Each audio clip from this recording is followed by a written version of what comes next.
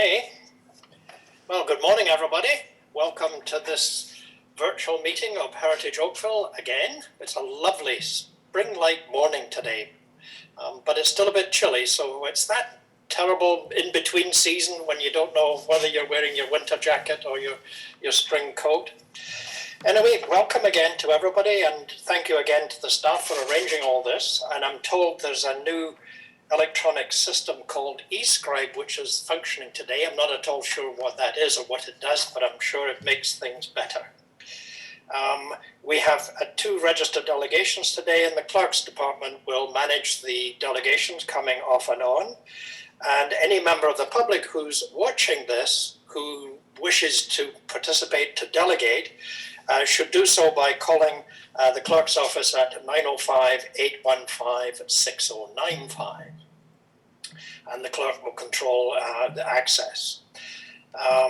The agenda and materials were available from oakville.ca. Clicking Town of Oakville on the YouTube button will find the link here if you want to get any other stuff on your screen. So the committee members will be muted during the presentations. If you want to speak, you wave, and I'll try and keep a speakers list going and spot everybody, and we'll follow our usual new voting protocols that when we call the motion, only those opposed will be asked to vote. We have, I think Diane wanted to introduce our newest participant. Diane, do you want to do that now? Yeah, thank you, Drew. Hey, good morning, everyone. I'd like to introduce David Addington. He's a heritage planner that started with us. There he is, just popped up. Started with us last week. He's backfilling for Susan as she takes on a few hearings. And we're very excited to have David. He comes with lots of heritage experience, both in Hamilton and in Clarington. So I thought I'd introduce him. You're going to start seeing him more over the next few months as he starts getting up to speed what's happening in Oakville. Thank you. Good. Thanks, Dan. David, you're with a really great heritage planning team. This will certainly add to your knowledge and experience. So we have regrets. The clerk has advised me that Kerry Colborne has indicated she'll be unable to attend, and Daniela indicated that she may or may not be able to come. She hasn't appeared yet. She may do later. Okay, so where are we next? Are there any declarations of pecuniary interest with respect to any matter on the agenda today? There are none. The next item is the confirmation of the minutes of our last meeting. These were distributed. Councillor Duddick, are you giving me a motion to approve? Yes, you are. There's a motion to approve the minutes. Any questions? Anyone opposed to that motion? The motion is carried. The minutes are approved. So into the first of our discussion items this morning. This is item 4.1 and is a heritage permit application with respect to 326 Reynolds Street. And it's Carolyn who will be presenting this for us. So take it away, Carolyn. Yes, thank you, Mr. Chair, and happy spring to everybody. So our first item is a heritage permit application for 326 Reynolds Street. It is located on the west side of Reynolds Street, just across from the new community center, and it's located within the Trafalgar Road Heritage Conservation District, so it's designated under Part 5 of the Heritage Act. The property includes a circa 1928 two-story stucco house, and the proposal is to add two new additions. So the first is a new addition at the rear of the existing house, and the second is a new addition at the rear of the existing garage. There's also a proposal to remove basement windows and fill them in on the south elevation of the house, and to remove a rear lean-to in the garage to accommodate the new addition. So I'll bring you through, here's some streetscape views showing the house to the right there. It's quite a large lot. There's quite a large front yard, but also a significant amount of space in the backyard as well. Here's the house from the front. So again, no changes here really. All of the work is being done to the rear of the property. This is the south elevation, and as you can see here, there are three basement windows. This is where they're proposing to fill the windows in. Over the years, the ground and grading has gone up, and we've got the driveway right there, and they've had continuous issues with water getting in there. And so they're proposing to close these window openings in.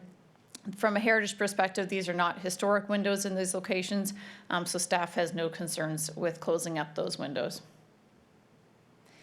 This is a view of the house from the rear, so this is where the new rear addition would be placed. And on the left-hand side, you can see a sunroom to the north that will remain as well. And this is just a view from the north, we're looking at that sunroom, which will remain. This is the existing garage, so it looks like it was constructed around the same time as the house, the same style, the same exposed eaves, stucco walls. The proposal is to retain the garage, but to construct a new addition to the rear of it, and also to replace the existing doors. As you can see, the wood doors that are there now have quite a bit of rot and deterioration, so the proposal is to put one new contemporary garage door, but a wood door to replicate the window openings and the design that you see with the current wood garage doors. So looking at the site plan, it might be easier to see it on your agenda, but the light gray you see to the right is the existing two-story house, and the darker gray to the left is the new two-story rear addition. And again, looking at the garage, the same colors, so the rear addition is in the darker gray. And as you can see, looking from this site plan view, I'll take you through the floor plans for more information, more details, but you can see the new addition has been stepped in at the walls, so making sure that there's a strong, clear distinction between the new addition and the existing heritage house. So here are some floor plans. Again, the bottom portion is the existing house, and to the top is the new addition. And again, you can see this a little more clearly where they've stepped in the new addition. And all of the existing house that you see today will be retained. This is the second floor. Again, a portion of the new addition is just one story where the garage, where the mudroom and pantry are here. You can see in the first floor. The rest of it is a two-story addition. And this is the roof plan. And now to elevation views. This is the front elevation of the house. Again, the only new portion that you can see from the front is in the top right-hand corner. That's a portion of the two-story rear addition. And looking from the south, actually, this is the south, there is a new, the new addition has got a lower roof line than the existing house. However, they've kept to the same eave line to keep that continuation. They're proposing wood siding, again, a complementary material to the stucco without actually repeating the stucco, so that you can see the two portions distinct easily in terms of the distinction between the old and the new. They're proposing 1/1 windows for the most part in the new addition. When we come around to the rear, you can see there's larger sections of glazing, French doors onto the backyard. And when we look at the north elevation, again, the 1/1 windows, there is one section where there's a larger glazing where there's a stairwell in the center there, so they've decided to keep that more open. And again, that's stepped back in, so it would not be very visible. And then for the garage, we've got the garage roof plan, the floor plan, and just showing the existing one. So this is how they're proposing to extend that. And here are the elevation drawings. So again, keeping the eave line, doing wood siding as they are doing on the house addition, but in this case, they're actually raising the roof a little bit towards the back. So in terms of the review, we have included some of the guidelines from the Trafalgar Road Heritage Conservation District Plan. In terms of new additions to the house, the recommendations are always to have a lower height of the addition, to have the addition be to the side or to the rear. And of course, being stepped in at the sides is also something we usually recommend, and they've done all of that in this case. The materials are considered to be complementary. The new wood siding complements the stucco, but is also distinguishable. And most importantly, the historic house is being retained and restored where needed.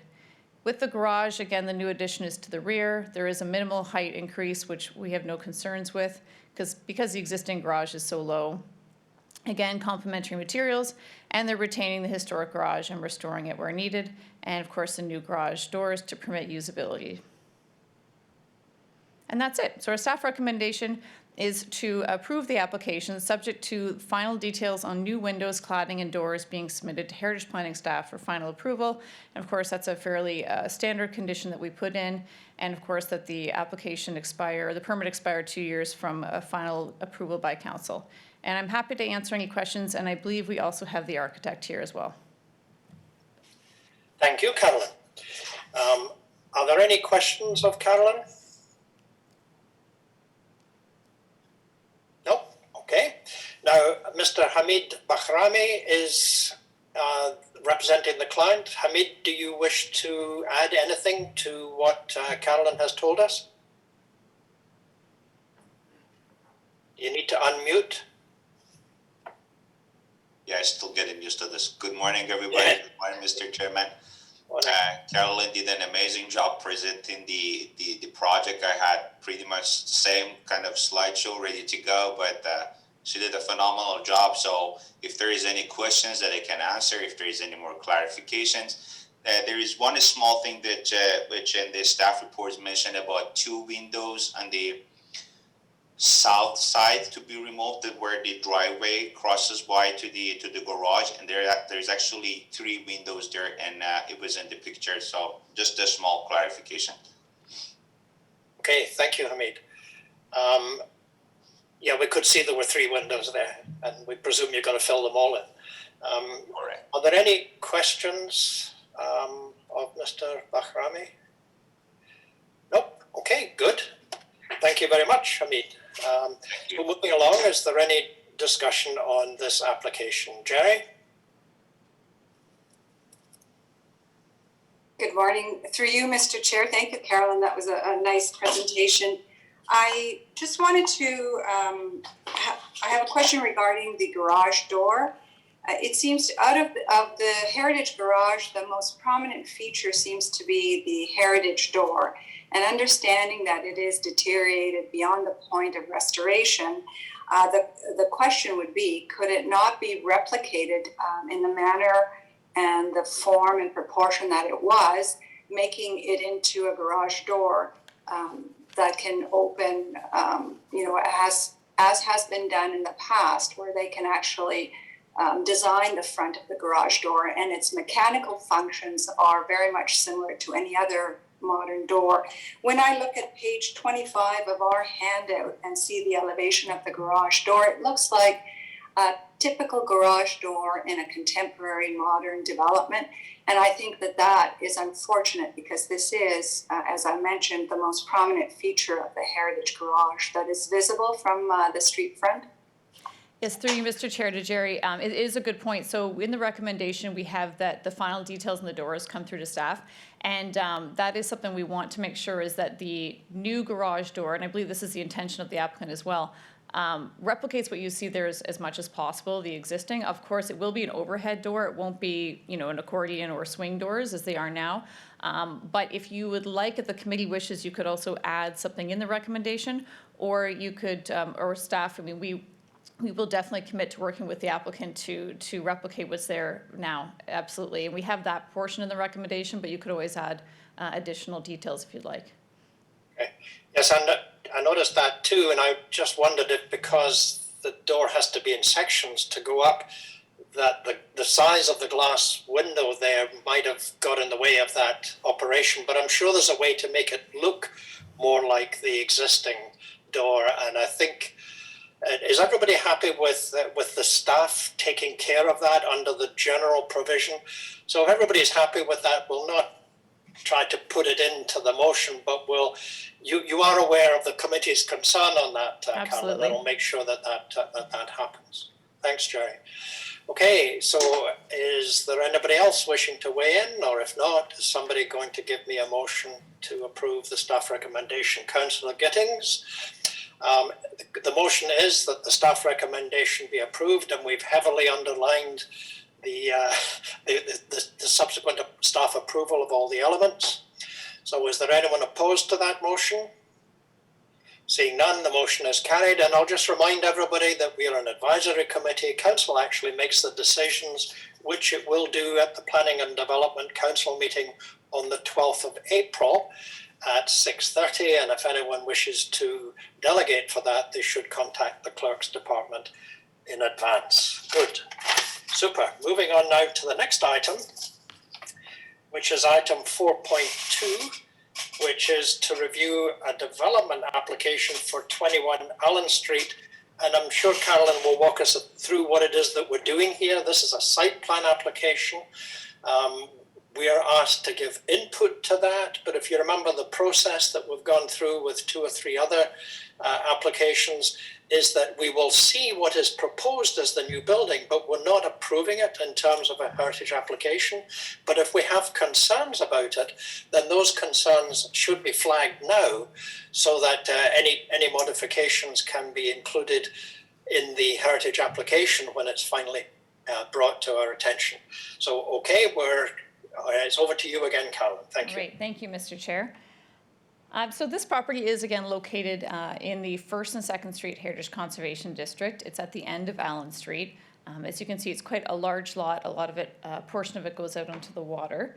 The proposal that we have now, because it's designated as part of the 1st and 2nd Street District, it is a site plan application. This is primarily because it's located within 50 meters of the lake. So we are reviewing it as a heritage committee before we actually get to any heritage permit approval process, as the chair indicated. So the property contains a house that was constructed in 1959 to 1960 and a garage built in the 1970s. So this property was not considered to be contributing for these 2 structures, and therefore the application is to demolish the existing house and garage, which are not considered to be historic. And the proposal is to instead construct a new 2-story house with an attached garage. The proposal also includes the reconstruction or replication of the tea house which was on the property. Most of the committee members would recall from last year there was a heritage permit application to demolish the existing tea house and to reconstruct it. So this was a landscape feature of the original Romaine estate, which this property was formerly a part of. The existing tea house had deteriorated significantly, so recommendations were made by heritage consultants to actually measure it, take pieces, salvage them to know how to reconstruct the tea house on the property. It also needed to be relocated away from the water in accordance with Conservation Authority regulations, and this was also part of the shoreline protection work that they were doing along this property along the lake. So this is not really a approval or a review of the tea house today, but just so you know, it is part of that, and you have reviewed and approved the reconstruction of the tea house on the property. And part of this application also includes landscaping. So again, it's a site plan approval we're looking at today. They are requesting minor variances, so that would also be a application process they'd have to go through to the Committee of Adjustment. And then finally, they would also have to come back to the committee for heritage permit approval. So I just got some streetscape views to give you an idea of how the property looks and how everything is situated today. So this is again looking towards the lake. To the right is the entrance to Dingle Park. So we've got a 2-story house located sort of in the center of the property and the garage off to the left. And the proposal today is essentially to have the new garage in a similar location as the existing, and a new house more where the vehicles are parked today in this photograph. Part of this is because of the Conservation Authority regulations. We can't have the house too close to the lake, so everything is going to be brought in away from the lake. And just another view again, you can see this is the end of the street where you access the park. And this is another view from the park, from the pathway going down. And you can see the tea house. Of course, this is before it was demolished. So that tea house will be reconstructed farther, it'll be closer to that middle center tree that you see in the image. So again, the existing house, and you can see the tea house on the right, a view of the garage, and a view towards the lake with the tea house. And then this is looking towards the house from the lake, and you can see the grading change there. And that's just a close-up of the tea house prior to demolition. So this is a site plan. You can see in the gray is the 2-story house with attached garage being proposed. So again, it's hard to see maybe on this view. It might be easier in your agenda to see where the existing house is.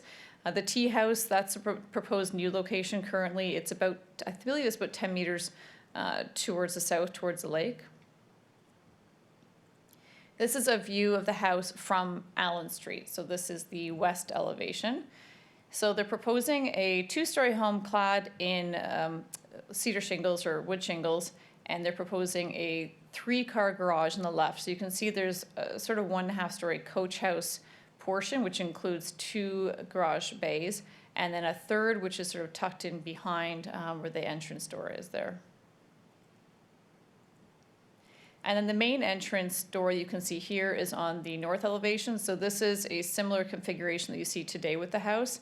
The house, instead of facing, or sorry, the front door, instead of facing Allen Street, faces towards the north. And this is the view from the lake on the south.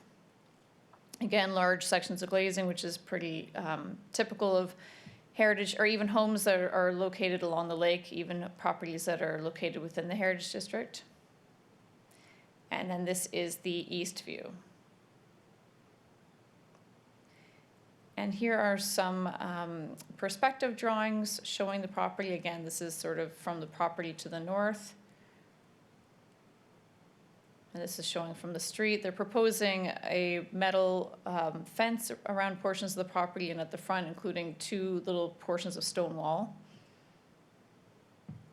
And you can see on the right the tea house being reconstructed there. And showing from the rear with the tea house on the left-hand side. And again from the rear. And then this is down from the lake. These are just drawings of the tea house. Again, these were already approved by the Heritage Committee, but just a reminder. These are landscape elements, the new fence that's proposed, and the stone wall with gates. So minor variances, and these may change somewhat. There were several minor variances that were identified by our zoning staff, but because this is just the first sort of kick at the can with the site plan application, they have to go through a process where they review the application and finalize the required variances. And so some of the small things may change based on whether or not the applicant proposes to move, something 6 inches or 1 foot here and there. There are some tiny little minor variances that may be required, but may also be settled by making some small changes on the drawings.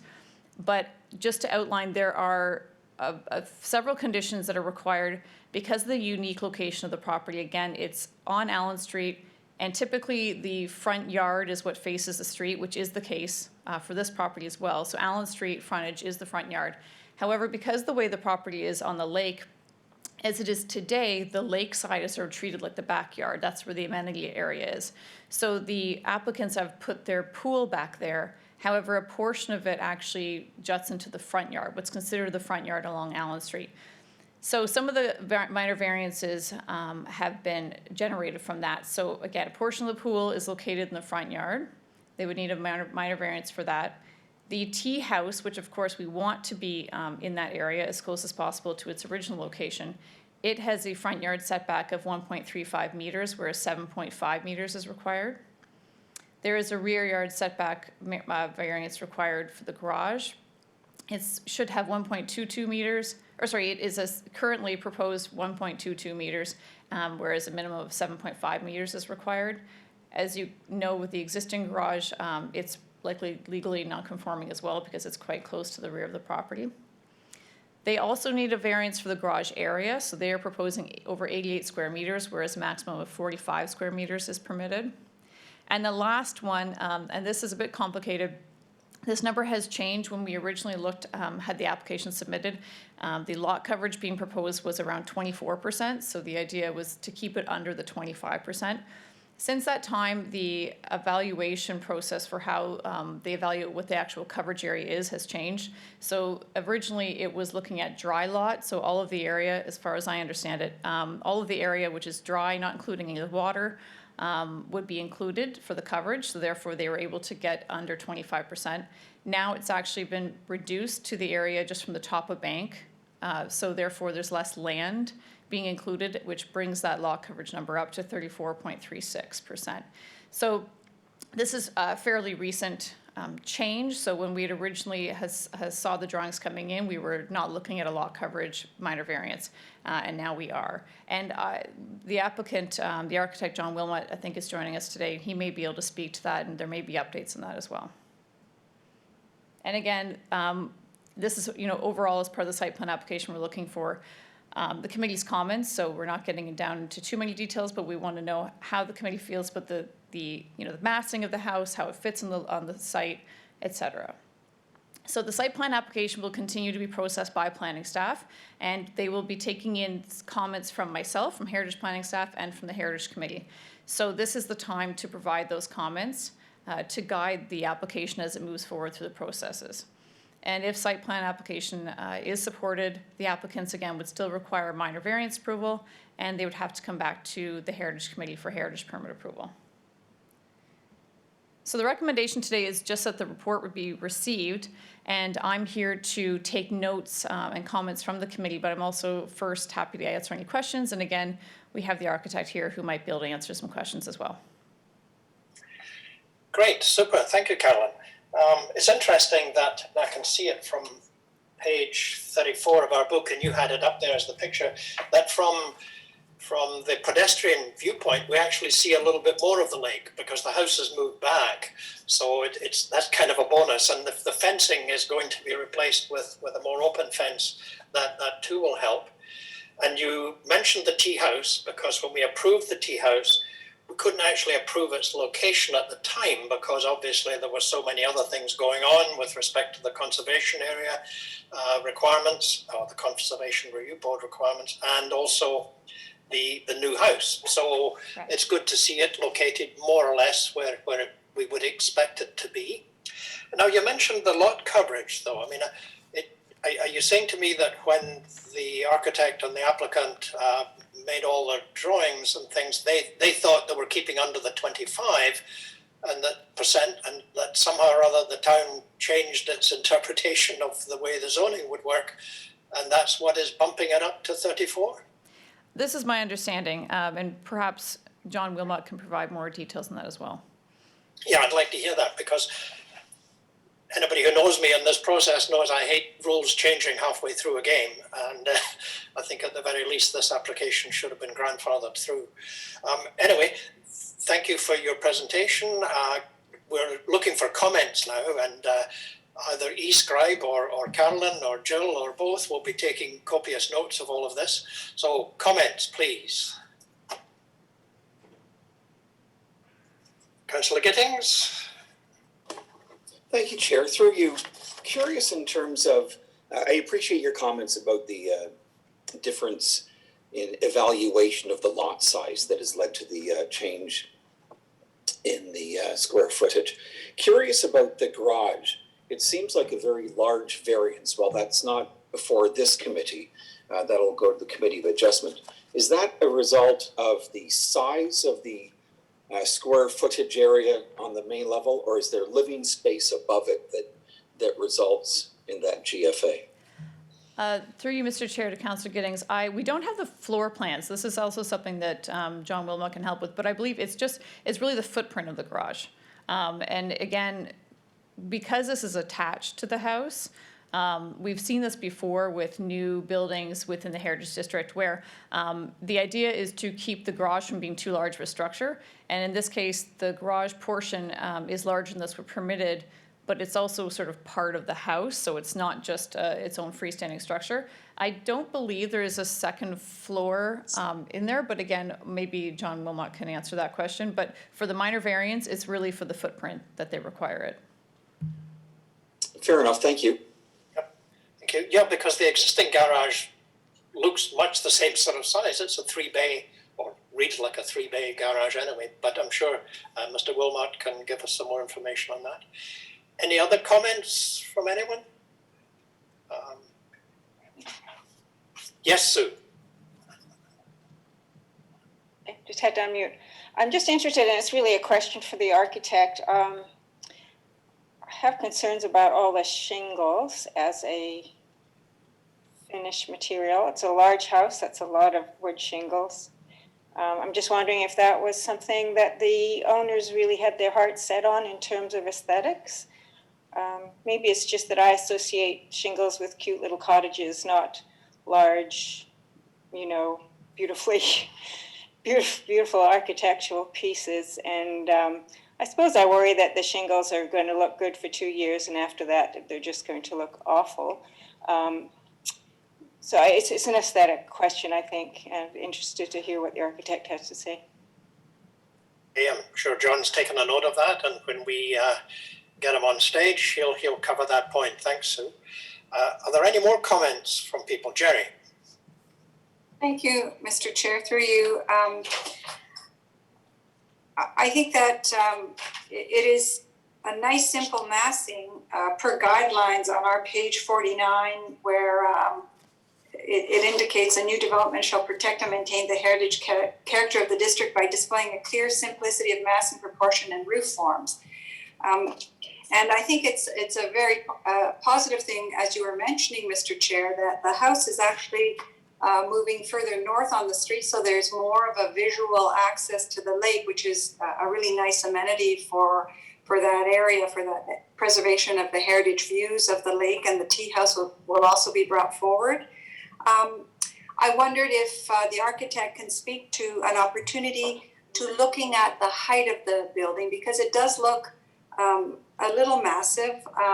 The treatment of the garage, being a three-car garage, has been handled subtly in the manner that the third garage bay is recessed. Also, the link between the garage and the house has been nicely treated by lowering the roof line of the link so that it appears like a separate garage in terms of massing. I would like to just echo Sue's comment about the color and potentially the materiality of the finishes on the building, and if they could, if there could be maybe a more symbiotic relationship with the tea house.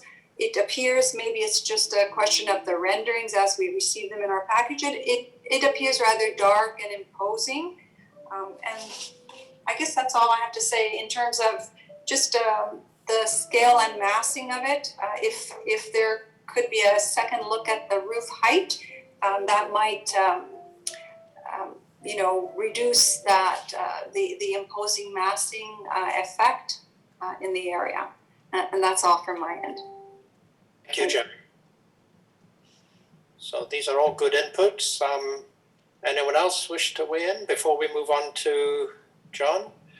And John is unmuted, and I think he's had a little bit of music playing in the background. So George, do you want to say something at this stage? Unmute yourself, George, and off you go.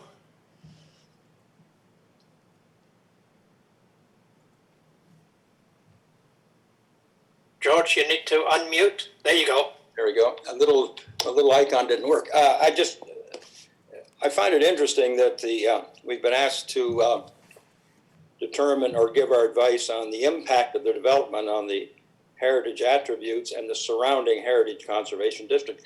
This is an interesting one in that the impact is going to be onto the old Oakville district, the original district in Oakville, rather than the First and Second Street, because it's this development is far removed from First and Second Street being on the lake. But secondly, the difficulty I've got with it being because of the impact is that this house, regardless of what cladding you might put on it, would look very good up on Watson or one of those streets north of Lakeshore, along with those other big developments, because it looks like it's just I just doesn't seem to be in character with the plan. That's my initial thoughts on it. Okay, George, thank you. Yep. Yes, it's interesting, isn't it? It's the front side of. You would have thought that maybe the First and Second Street district should have been on the other side, but anyway. Yeah. Mr. Chair, if I may just speak to that, because it is a very good point that George raises. And the district plan, as you know, for Old Oakville is more outdated and does not include as many guidelines in terms of, it just is more speaks to, be compatible, those kinds of things. So in our minds, obviously we technically need to use the First and Second Street district plan because technically it's in that district. But typically on a property like this, we would still look at the impacts on the Old Oakville district. I didn't include any excerpts from that plan just because they are much more vague in general than the ones that we see in the First and Second Street District Plan. So in my mind, I think it's still good to apply the guidelines and of the First and Second Street one to the Old Oakville. So I still think we need to look at how this property impacts the Old Oakville District, absolutely. It faces right onto it. But I think we can also do that using the general guidelines of the First and Second Street District, which are also in keeping with the standards and guidelines of the Conservation of Historic Places in Canada, which we also have approved by council. But I do think it is a good point to make that it's not just the impact on the properties behind it and right to the north, but also the properties across the street. Yes, George, and I think it's also, you note that to the north of this house, there are 3 other properties that have been significantly, either already have been done or are in the process of being done, have already changed. So that streetscape reads differently from the other side of the road already, doesn't it? Yeah, dramatically changed, yeah. Yeah. Okay, so any other comments from people? The input's important. Okay, super. Perhaps John now could unmute himself again, and we don't mind seeing a picture of you, John, if you don't mind. Maybe you didn't shave this morning, I don't know. But anyway, you've got your own ideas to share with us today, but also you've had a little bit of input. Perhaps you might like to cover them too in your presentation. So John, over to you.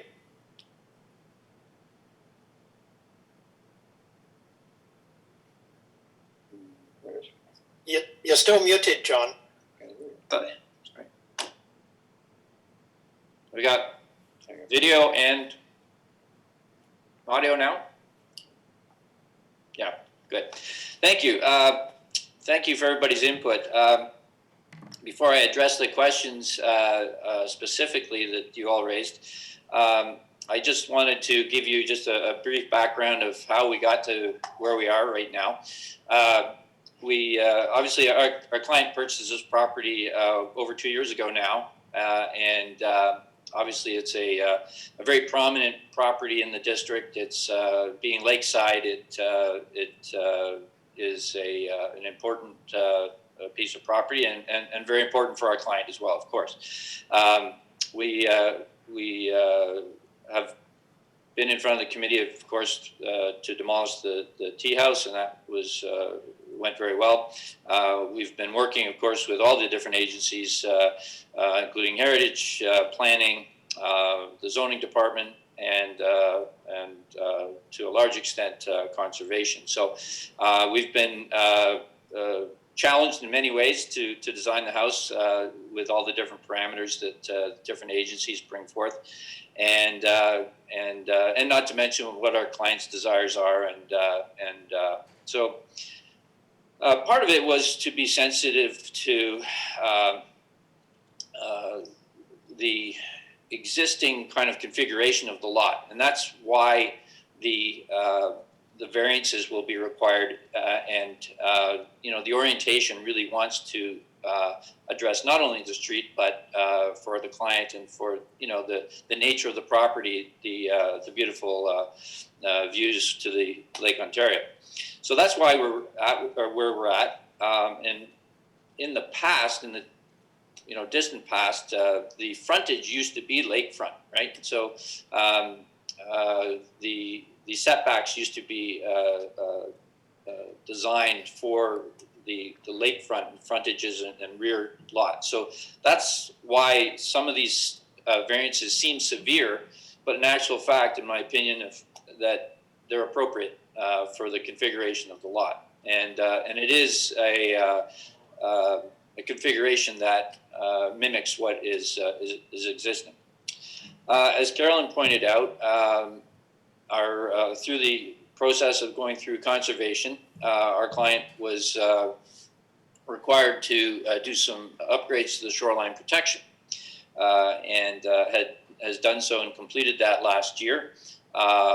To significant expense, but also a significant change to the shoreline, which, while the water line didn't change, the top of bank was actually pushed northerly, let's call it, towards the existing house by a significant amount. And while and what that's done is impacted the actual zoning, the coverage allowed. The actual calculation is taken now to the top of bank. So in some ways, our client's being penalized for actually doing all this great shoreline protection work from a zoning point of view. The other requirements for conservation was to maintain a 5-meter access way to the lake on the property. We obviously wanted to preserve those very mature trees along the Allen Street property line. So hence, we pushed our building towards the east side of the property. And but the great thing, as you pointed out, is that it created more views from the pedestrian point of view down Allen Street. So again, hence why some of the variances seem more extreme than would be normally the case on the rear in particular. That easterly side yard is backs up against other buildings. That garage backs onto other accessory buildings on the First Street side. So that reduced setback, we suggest, is making very little impact on what's going on at the neighbors.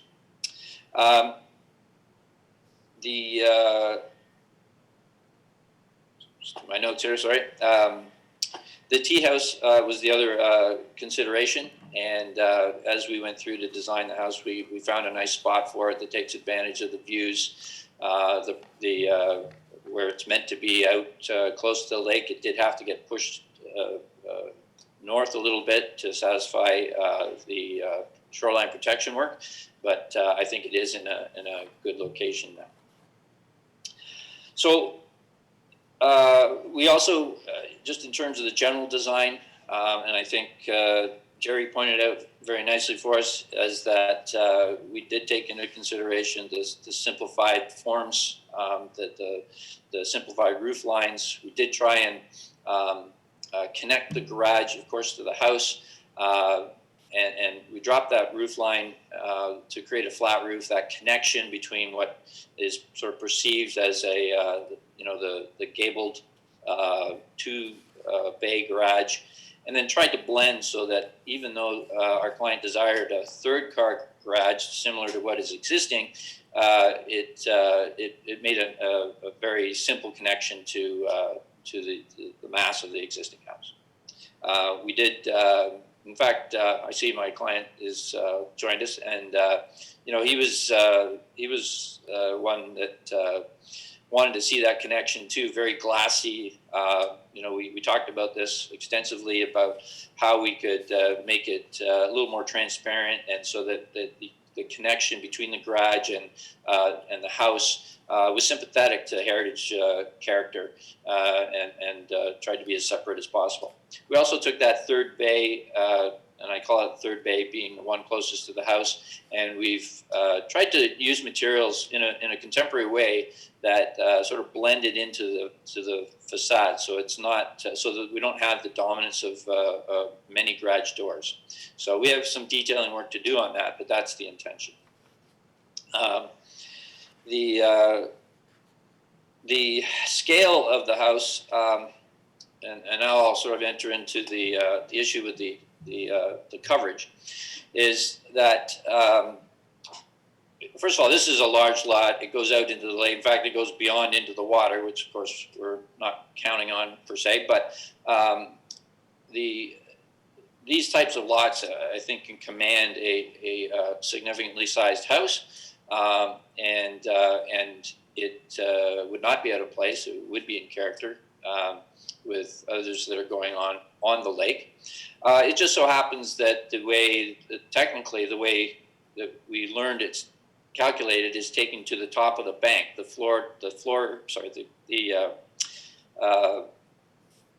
lot area is taken to the top of the bank line, which I've just mentioned has been pushed further to the north. But the reality is that the way it's situated on the site and the space around the house, I think, is suitable and supports having that scale of house there.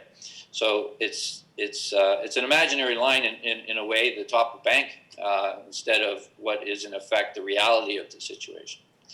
How we got there, when we do our zoning check, as we always do for every project, we had correspondence with the town and the zoning officials, and they were very clear that, and they did go back and forth a little bit, but we were told it was taken to the dry land area. And so we designed accordingly. And when we went back to Heritage originally, we would do a pre-consultation. We met with Brandon of the planning department as well. Explained it. He felt pretty comfortable with the general design of it, so we proceeded based on what we thought was what was going to be the lot coverage calculation. So we were able to get that, including the tea house, I might add. And I think actually at that time we thought we might be slightly over the 25% mark, and it was the area of the tea house that was pushing us over. But after all was said and done, we ended up with just slightly under the 25% coverage when taken to the dry area. It's only a year later that when we submitted for the site plan application and zoning's doing their thorough review and had discussions with legal now, and I believe they're still involved, that they are taking the most restrictive definition, if you will. And I think this has come because they've had other applications of similar concern, that they are going to ask that we get a variance because of the most restrictive definition they've come up with. That said, I hope and believe, and I don't know yet because they're still going through the review, that they will support what appears to be a larger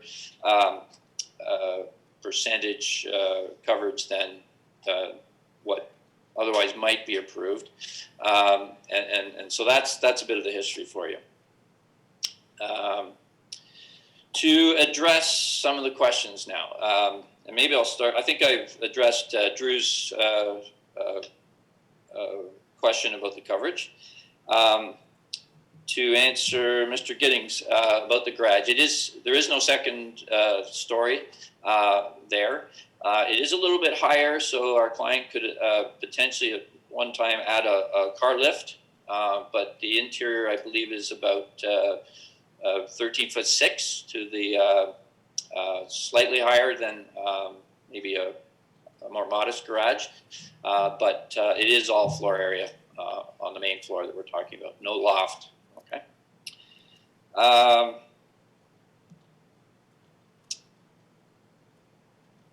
Sue and Jerry's comments are somewhat related, so I'll address them together. The shingle style was chosen for a number of reasons. One, I think it has, first of all, it exists on the existing house, so there's sort of a homage to that. The shingle as a material on the outside is very textural, can be looked at in a very more traditional context as well as a very modern context. And there's lots of examples out there that have a very clean feel to them. Using a shingle, not a shake, for example, and combined with some very contemporary windows, I think is, well, like I hope everybody agrees. I know everybody doesn't, but just sort of the modern character of this house has got a lot of nice texture and has also got a bit of edginess to it that fits in scale and fits within the district because I think it is complementary to the materials that are found in the district. So that's why it was chosen. The color is by no means set, and we also find it a little dark. Our client finds it a little dark, and we plan to look at different colors for it. So we're going to be looking at more of a lighter color for the shingles, and just exploring different combinations that way. As far as the massive shingles, I think that's what's nice about it, that it's clean, that it gives it that modern feel that we're looking for. There are some complementary materials that break up the facade, some stonework that'll have probably a little bit more contemporary feel to them, and some probably what we're thinking is some very smooth wood panel for things like the garage doors and that paneling that is on the garage door. So I think with those materials, it does break it up enough, along with the windows. And while we were careful to be sympathetic to the district and the guidelines for the openings on the more public sides, the lakeside, of course, commands the view, and we've opened it up to large expanse of windows there. So that was the reason for it. Jerry also mentioned the height. We do comply with the height, Jerry. It is because of the size of the house. I mean, roof lines are modestly sloped. They're not really steep or things like that. So we've also broken down, especially on the west facade, we've broken that elevation down so that there are tall elements that I think feel really nice. And so I could potentially look at the height, but I do know that it complies, and I hope that. Sorry, if you look also at the roof line of the front, we call it the front facade, not the street front, but the entrance front. We have contemporary dormers in the roof to bring that roof line down a little bit as well. We also have deep recesses, partly to create sunshade. We've bellied them out to give them the windows some more shade, so it also gives a nice contemporary feel. So there are lots of subtle elements, I'd say, to this house that it may not be perfectly apparent in all the drawings, but I think it's got that elegance of a modern house with a sort of a softness to the materials that will really make it a complementary piece in the district. To address Mr. Gordon's comments, unfortunately, I don't share his opinion. I think it is well suited for this lot based on what I've just talked about. I think it's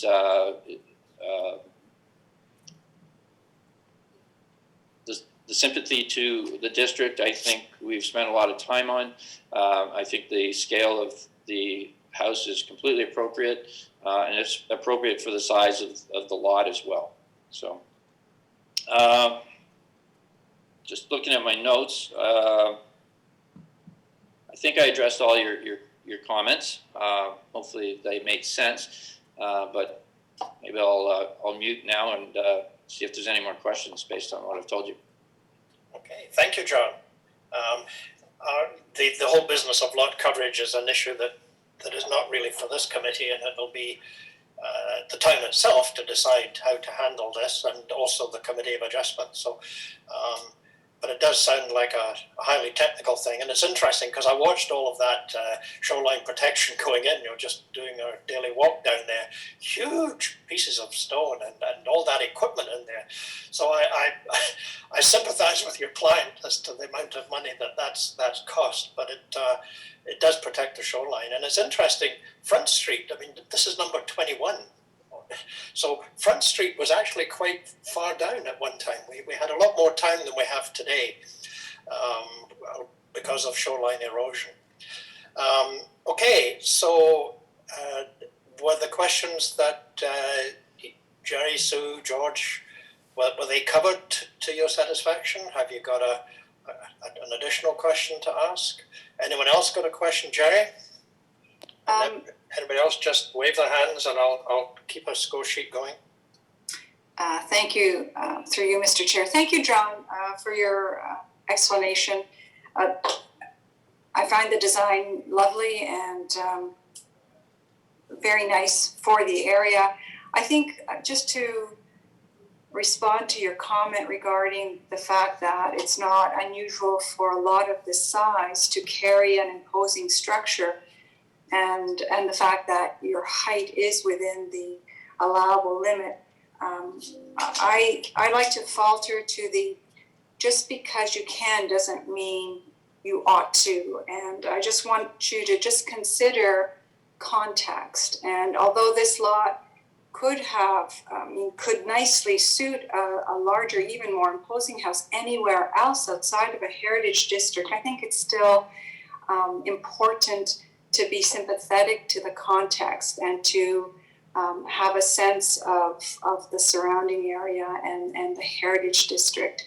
I think when you present next time, you may want to maybe just do a streetscape and let us see how this fits in. And if it does fit in with the remainder of the developments along the street to the north, then we can see that, yes, the height is the same as some of the other new ones are being proposed, so that it's not a big issue and it doesn't stand out more imposingly than anything else in context to it within the area. So that's my last comment, and thank you for your presentation. Nicely done. I think it was Jerry that had the musical interlude there. Thank you for that, Jerry. Yes, there's a piano lesson going on in the background here. It's lovely. Okay, any further comments for John?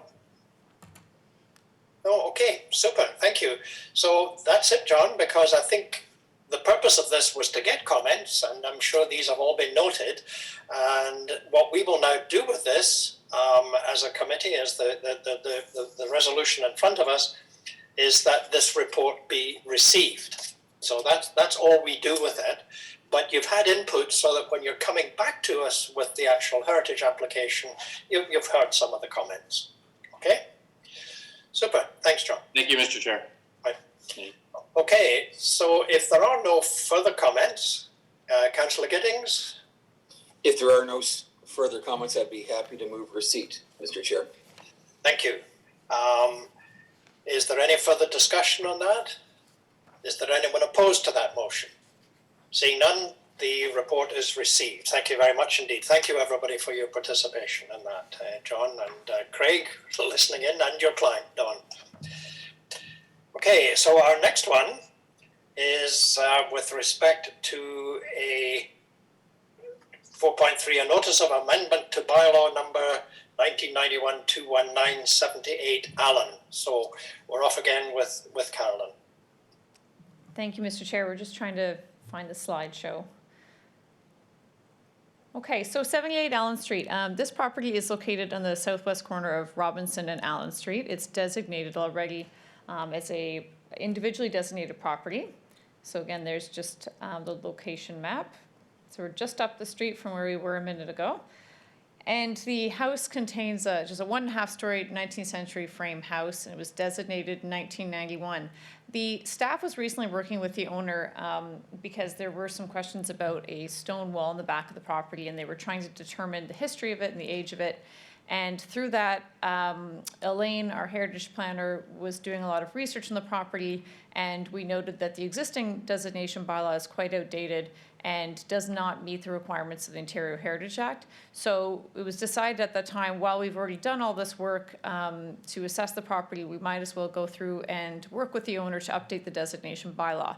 So it was determined that the stone wall was just simply landscaping and was not a very historic landscaping piece on the property, but there was more information turned up about the history of the house. There's still a lot of mysteries if you were able to read the research assessment report that was done by Elaine. Because this house was very likely moved to the site, which was very, very common with many of the houses in this area in the 1920s and 30s, It's hard to know exactly how old the house was because there's obviously hard to track down the assessments and all of the owners when a building has moved, but we still know that it has heritage value, and all we'd like to do really is to update the bylaw to have a proper statement explaining the property's cultural heritage value or interest, and to have a proper list of the description of heritage attributes. So again, these are requirements that the Ontario Heritage Act outlined in 2005 when it was updated. And of course, we are looking towards an update this year to the Heritage Act again, but these requirements would remain essentially the same with the new update. So the idea is just to bring the destination bylaw in line with the Ontario Heritage Act requirements. And the owner, we're working with them and they're on board with this as well. So staff is just recommending that the bylaw be amended and that notice be given to the owner. And here's just a couple of views of the house. You can see in the bottom corner some of the stone that was the sort of initiated the conversations. And the one-story rear wing is not considered to be heritage, it's just the original two-story or 1.5 story house. And we have attached the notice, it's a draft notice. This will come back to the Heritage Committee for the final designation bylaw, but at this point, we've just drafted this notice to clarify some of the things that we'll be looking at in the final designation bylaw. But I'm happy to answer any questions. Otherwise, it's just we're looking for a recommendation that the notice be issued under subsection 30.13 of the Heritage Act to the owners of 78 Allen Street. And again, this is for the proposed amendments to the designation bylaw. Yeah, thank you, Carolyn. So if council agrees with that, the notice would be issued and then the bylaw would be rewritten and the heritage features would be detailed in there, and that would come back to us? Yes, if the committee would like to see the designation bylaw come back, we typically bring it to council. In some cases, we bring it back to the committee. If the committee is fine with the notice that you see attached to the staff report today, which is again a draft notice, there may be a couple tweaks there, then we can take it directly to council. There's no legal requirement for us to come back, but in some cases, the committee has requested it. I think it's good for information just to see the final product before it goes to council. Okay. Yeah. Noted. Okay, super. Thanks, Carolyn. So are there any questions of Carolyn? She's explained why we're here, what it is we're doing here. Councillor Giddings? Thank you, Mr. Chair. Through you, Carolyn, quick question regarding the wall. I know that staff looked at the wall along the north side of the lot line. So do I understand you correctly that that wasn't found to be of a heritage nature? That's correct. It is older stone. There's a lot of lake stone in the area that's been used, or flagstone that's been used and reused.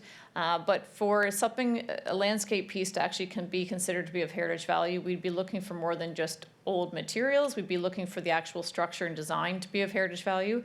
And in this case, that was not considered to be. All right, thank you very much. At the appropriate time, I'd be happy to provide you with the motion, Mr. Chair. Okay, I'll take that as a motion. Is there any further discussion on the motion? Seeing none, is there anyone opposed? Seeing none, the motion is carried. Thank you, everyone. So 4.4, notice of amendment to bylaw number 2018-104, the Glasgow house at 340 Spruce Street. So this is another technical issue that Carolyn will take us through. Thank you. Yes, and this one's even more technical than the last. This is the property located now at what's considered to be 340 Spruce Street. It's a little bit complicated, but it was outlined in the report. Basically, there was a double lot. The house was on one of the lots, and for many years it went as 338-340 Spruce Street. When the lots were separated, the property that contains the heritage house you see outlined in gray was considered to be 338. And I believe the other one was considered to be 342. But the current owners have applied to actually change it from 338 to 340. So there is a process for this application. It's through our engineering and construction department. But when there is a heritage property on site, when the address is for a heritage property, we do require an additional charge. And this is just as a side note, this does go to our heritage grant program, so it helps fund that program. So a little way to kind of support heritage through these technical changes, because it does take a lot of time and effort for us to do a change of address for a Part 4 property because we have to go through and amend the bylaw. So again, in this case, the bylaw is going to be essentially the same. We are really just updating the legal description and the actual address and the street number. So again, staff recommends that the bylaw be amended and that notice be given to the owner. I would suspect in this case the committee would not be interested in seeing the bylaw because again, it is going to be exactly the same except for the address change. And just to show you a couple images, just showing you the house on the right is the Heritage House, and the lot in the middle that's currently empty, which will be developed with a new home at some point. That's the new lot, and so the existing one is to be changed to 340. And the staff recommendation is essentially the same as the last one. And I'm happy to answer any questions. Thanks, Carolyn. Just the slide you had read that it was going from 338 to 340. I thought it was going the other way around. It's going from 340 to 338 to get rid of the 4 from the address. Well, now you've got me confused. Like, The current one is 338. It's going to 340. So if it is going to 340. it's going to 340. Yeah, it was. I thought there was an aversion to the number 4. Yes, which was very in interesting. addresses. It's very interesting because typically we are taking, and I think that's part of the confusion even in my brain, typically we are always removing 4s from property addresses. I believe in this case, the house was always sort of known as 340, just throughout the neighborhood, even though technically it was 338. And so I think the idea was to just keep what it always was. I believe the numbers were still the same on the top of the house above the door, 340. So the idea was to go back to that, but you are correct. Typically we have the opposite type of application, which is to remove the 4. Okay. Confusing in this case. Well, we know it's going to 340, right? So everybody's clear on that. Is there any discussion on that? Can I have a motion, please, to accept the staff recommendation? Councillor Duddock, thank you. Is there any discussion on the motion? Anyone opposed? Seeing none, the motion is carried. Thank you. I don't see any information items today, and the date and time of our next meeting, which will be virtual, is Tuesday, the 20th of April, and it'll be at 9:30 a.m. And just reminding everybody again that all of the stuff that we've done today goes to P&D on the 12th of April for their disposition. So if I can have a motion to adjourn, I've got it from Bob Ferguson. So that motion will have no opposition whatsoever. So thank you all once again for the gift of your time. It's great to see you this morning. Love the background that you have too, Councillor, and mine is quite grand. So the motion, the meeting is adjourned. Thank you very much, everybody.